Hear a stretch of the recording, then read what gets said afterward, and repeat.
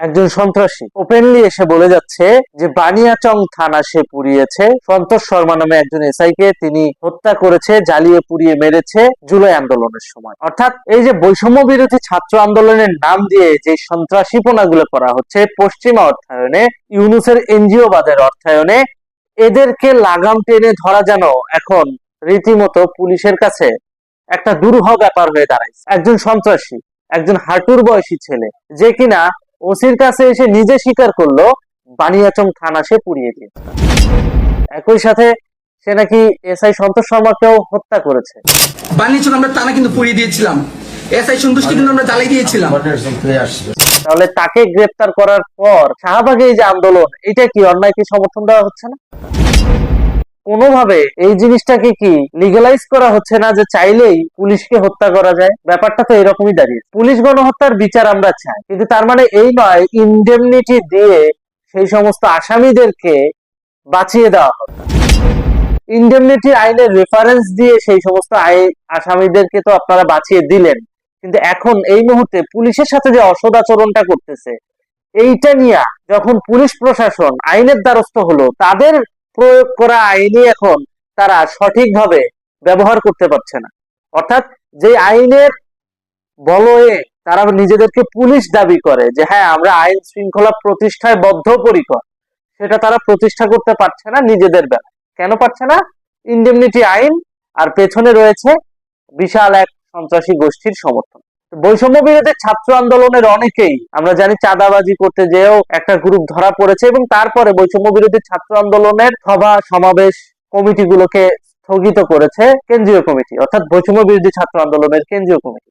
তাহলে এতদিন পরে সেই বৈষম্য বিরোধী ছাত্র আন্দোলনের লোকজন থানায় এসে যখন তাফালিং করে, এইটার ব্যাপারে যখন পুলিশ নিজেদের আইন স্বাভাবিকভাবে প্রয়োগ করতে যায়, তখন এই সমস্ত সন্ত্রাসীদের ক্ষেত্রে সেটা প্রযোজ্য হয় না। অথচ খেয়াল করে দেখেন, এই বানিয়াচং থানা পোড়ানোর মামলায় কোনো না কোনো ছাত্রলীগ নেতাকর্মী, কোনো না কোনো আওয়ামী লীগ নেতাকর্মী, কোনো না কোনো যুবলীগ নেতাকর্মী কিন্তু ঠিকই জেল কাটতেছে। আমার মতো সাধারণ ইউটিউব কন্টেন্ট ক্রিয়েটার জুলাই হত্যাযজ্ঞের মামলার আসামি বানানো হয়েছে আমাকে। তাহলে বানিয়াচং থানা ওই সময় যারা পুড়িয়েছিল, ওই যে জুলাই আন্দোলনের যে মামলা, সেই মামলায় কোনো না কোনো আওয়ামী লীগ, যুবলীগ, ছাত্রলীগের ভাইদেরকে ঠিকই আসামি করে রাখা হয়েছে। অথচ যারা নিজের মুখে স্বীকার করলো যে বানিয়াচং থানা তারা পুড়িয়ে দিয়েছে, এসআই সন্তোষ শর্মাকে তারা জ্বালিয়েছে আগুন দিয়ে, পেট্রোল ঢালিয়ে, শুধুমাত্র হিন্দু কমিউনিটির মাইনরিটি বাংলাদেশি হিন্দু ধর্মের লোক, তিনি পুলিশ প্রশাসনে চাকরি করছেন, এই জিনিসটাকে পুঁজি করা হয়েছিল ওই সময় যে না, এসআই সন্তোষ শর্মাকে যদি মেরে ফেলা হয় আগুন দিয়ে পুড়িয়ে, এতে কোনো সমস্যা হবে না, কারণ একটা কাফেরই তো মরবে। এই যে হিন্দুদেরকে সরাসরি কাফের বলে, আওয়ামী দোসর বলে জ্বালিয়ে পুড়িয়ে দেওয়া হচ্ছে, এবং পরবর্তীতে ইনডেমনিটি আইন দিয়ে সেটাকে লিগালাইজ করা হচ্ছে, এটা কি আইনের ব্যত্যয় নয়? তাহলে বাংলাদেশে সঠিকভাবে আইন প্রয়োগ করতে গেলে পুলিশ যদি মাইরের শিকার হয়, সঠিকভাবে আইন প্রয়োগ করতে গেলে পুলিশ যদি বিতর্কের শিকার হয়, তাহলে আমাদের দেশের পুলিশ প্রশাসন সংস্কার করা প্রয়োজন। আর সেই পুলিশ প্রশাসন সংস্কার কেন ইউনূস সরকার করছে না? কারণ তিনি তো সংস্কারের ঠিকা নিয়েই এই দেশের রাজনীতির ক্ষমতায়ন করেছেন, অর্থাৎ তিনি রাষ্ট্রের ক্ষমতায় এসেছেন এই সংস্কারের ঠিকা নিয়ে। তাহলে সর্বপ্রথম তার কি করা উচিত ছিল? পুলিশ প্রশাসনে সংস্কার করা উচিত ছিল। উল্টো তিনি কি করছেন? পুলিশ প্রশাসনকে ব্যবহার করছেন সন্ত্রাসীদেরকে লিগালাইজ করার পেছনে। আর সাধারণ আওয়ামী লীগ, যুবলীগ, ছাত্রলীগের নেতাকর্মীর ভাই বোনদেরকে গ্রেফতার করে জেলখানায় কষ্ট দেওয়ার জন্যই পুলিশকে ব্যবহার করা হচ্ছে। এই যদি হয় বাংলাদেশের বর্তমান আইন ব্যবস্থা, তাহলে আমি বলবো যে পুলিশ আওয়ামী লীগ, ছাত্রলীগ, যুবলীগ এই ধরনের সাধারণ মানুষের উপর যে অন্যায় করছে এই মুহূর্তে, সেই অন্যায় এখন পুলিশের উপরই হচ্ছে, এবং এইটার ব্যাপারে আমরা পুলিশের পক্ষে থাকবো না। সোজা কথা, আমরা পুলিশ গণহত্যার বিচার চাই, এবং এটা পুলিশকেই করতে হবে। থানায় এসে যখন ওপেনলি সন্ত্রাসী স্বীকারই করে বসে যে বানিয়াচং থানা তারা পুড়াইছে, এসআই সন্তোষ শর্মাকে তারা জ্বালিয়েছে, পুড়িয়েছে, তাহলে ওই মামলায় আওয়ামী লীগ, যুবলীগ, ছাত্রলীগের ভাই বোনদেরকে কেন আসামি করা হবে? আর কেনই বা ইনডেমনিটির দোহাই দিয়ে বৈষম্য বিরোধী ছাত্র আন্দোলনের ছেলে মেয়েদেরকে তাদের সন্ত্রাসীপনা বা তাদের অপকর্মকে লিগালাইজ করার জন্য সুযোগ দিতে হবে? বাংলাদেশের আইন অনুযায়ী যদি সত্যি সত্যি পুলিশ গণহত্যার বিচার করতে হয়, তাহলে অবশ্যই সর্বপ্রথম বৈষম্য বিরোধী ছাত্র আন্দোলনকে জঙ্গি সংগঠন হিসেবে ঘোষণা করতে হবে। ইউএসএইড এর টাকায়, পশ্চিমা গোষ্ঠী ও এনজিও বাদের টাকায় তারা ফুলে ফেপে বড় হয়েছে এবং পরবর্তীতে তাদের একটা শাখা ইনকিলাব মঞ্চ, তাদের আরেকটা শাখা বিভিন্ন নামে খুলছে। শিবির তো আছেই মাদার্স শাখা, এবং জামাত তো আছেই মাদার্স অর্গানাইজেশন, এবং বিএনপিও কিন্তু এখানে ফান্ডিং দিচ্ছে। আমি বিএনপি কে ছেড়ে কথা বলবো না। তো সব মিলায়া বৈষম্য বিরোধী ছাত্র আন্দোলনকে কেন জঙ্গি সংগঠন হিসেবে ট্রিট করা হবে না, যেখানে তারা নিজেদেরই স্বীকারোক্তি তারা নিজেরা দিয়েছে। তারা ক্রেডিট নেওয়ার সময় ঠিকই পুলিশ গণহত্যাকে স্বীকার করবে, আবার যখন আইনানুগ ভাবে তাদেরকে বিচারের মুখোমুখি করা হবে তখন বলবে মুখ ফসকে বলছি। এটা কোনো নিয়ম হইতে পারে না। অতএব তাদের সকলকেই বিচারের কাঠগড়ায় আনতে হবে, এটাই পরিষ্কার। অনেক ক্ষেত্রে দেখছি যে জামিন শুনানি নিয়ে বেশ তৎপর পুলিশ প্রশাসন। ভাই তোরা ধরলি বা কেন, এখন আবার জামিনের জন্য ছাড়ছিস বা কেন?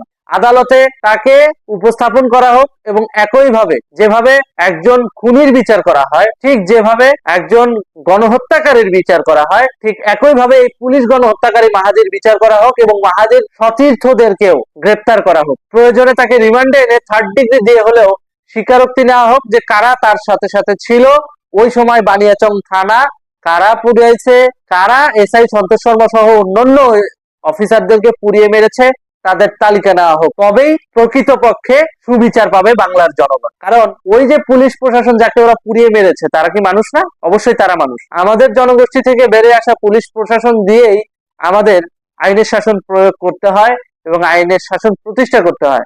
সুতরাং পুলিশ গণহত্যার বিচার যদি পুলিশরা না পায়, তাহলে ভবিষ্যতে সাধারণ জনগণ ন্যায় বিচার পাবে কিভাবে?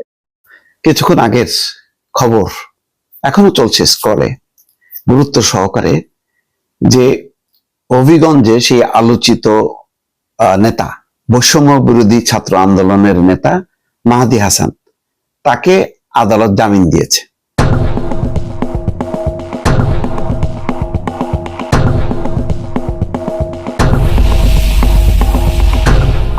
গতকালকেই তাকে অ্যারেস্ট করা হয়েছে। অ্যারেস্ট করার পর আজকে আদালতে সুপর্দ করা হয়েছিল। আদালত শুনানি শেষে তার জামিন দিয়েছে। দেখেন, যে ঘটনার প্রেক্ষিতে মাহাদি জামিন পেল, এটা আদালতের বিষয়, মন্তব্য করার কিছু নেই। কিন্তু পুরো ঘটনাটা একটু বিশ্লেষণ করে দেখেন তো। ছাত্রলীগের এক নেতাকে ছাড়ানোর জন্য বৈষম্য বিরোধী ছাত্র আন্দোলনের এই নেতা মাহাদি হাসানের নেতৃত্বে থানা ঘেরাও করা হয় শায়েস্তাগঞ্জ, এবং সেই থানায় 15 ঘন্টা বাকবিতণ্ডা। আটকের পর চাপের মুখে সেই মাহাদি হাসান বলছিল যে আমরা কিন্তু ওই বানিয়াচং থানা জ্বালায় দিছি, এসআই সন্তোষকে পুড়াই দিছি। কথাগুলো একদম পরিষ্কার ভাবে শোনা গেছে, এবং এটা গণমাধ্যমে খবর এসছে যে এইভাবে চাপের মুখে, হুমকির মুখে থানা তাকে ছেড়ে দিয়েছে। তারপরে তাকে গ্রেপ্তার করা হয়েছে। গ্রেপ্তার করার পরে তার সমর্থকরা থানার সামনে বিক্ষোভ করে। শাহবাগেও দেখলাম যে অবরোধ তৈরি করে। আজকে তাকে প্রডিউস করা হয়েছে আদালতে, তারপরে আদালত তাকে জামিন দিয়েছে। তো এই ঘটনার মধ্যে দিয়ে পরিষ্কার বোঝা গেল যে পুলিশ যেমন নতজানু, তেমনি বিচার আদালত তারাও নতজানু। কারণ আওয়ামী লীগ ছাত্রলীগের নামে কত ভুয়া মামলা গ্রেপ্তার করতেছে, যাচাই বাছাই না করে তার জামিন নাকচ করে দিয়ে কারাগারে পাঠানো হচ্ছে। অসংখ্য ঘটনা, কয়টা আর বলবো। বরং আত্মরক্ষার জন্য কেউ থানায় ফোন করছে, পুলিশ এসে উল্টা যাদের দ্বারা হেনস্থ হলো তাদেরকে গ্রেপ্তার না করে শুধুমাত্র ওই যে আওয়ামী লীগ ট্যাগ, দোসরের ট্যাগ থাকার অপরাধে তাকে গ্রেপ্তার করলো এবং পুরনো একটা মামলায় জড়াই দিয়ে তাকে কারাগারে পাঠানো হলো, কোনো জামিন দেওয়া হলো না। কিন্তু এইখানে তো পরিষ্কার যে থানায় সে বল প্রয়োগ করছে, হুমকি দিয়েছে। ওই ছাত্রলীগের যে নেতা ব্যাপারে বৈষম্য বিরোধী আন্দোলনের নেতাদের বক্তব্য হচ্ছে যে সে প্রথমে ছাত্রলীগ করলেও পরে বৈষম্য বিরোধী ছাত্র আন্দোলনের সাথে যুক্ত হয়। এরকম অনেকেই ছাত্রলীগের ছিল, হয়তো শিবিরের লোক বা অন্য লোক, পরে বৈষম্য বিরোধী আন্দোলনে এসে যোগ দিয়েছে। তো পুরো যাচাই বাছাই গ্রেপ্তার এই বিষয়গুলো হলো পুলিশের ব্যাপার। পুলিশ ভুলও করতে পারে, সত্য করতে পারে, কিন্তু আমি কি চাপের মুখে আমি ছেড়ে দিতে পারি এবং এরকম কথা বলতে পারি যে থানা জ্বালায় দিছিলাম, এএসআই কে জ্বালায় দিছিলাম, পোড়াই দিছিলাম? কত বড় হুমকি! এই হুমকির মুখে যখন নাকি ছাড়া পায় তখন বোঝা যায় যে পুলিশ তাহলে এই শক্তিগুলোকে ভয় পায় এখনো, এবং আগামীতে আরো ভয় পায়। বৈষম্য বিরোধী তো কিছুই না।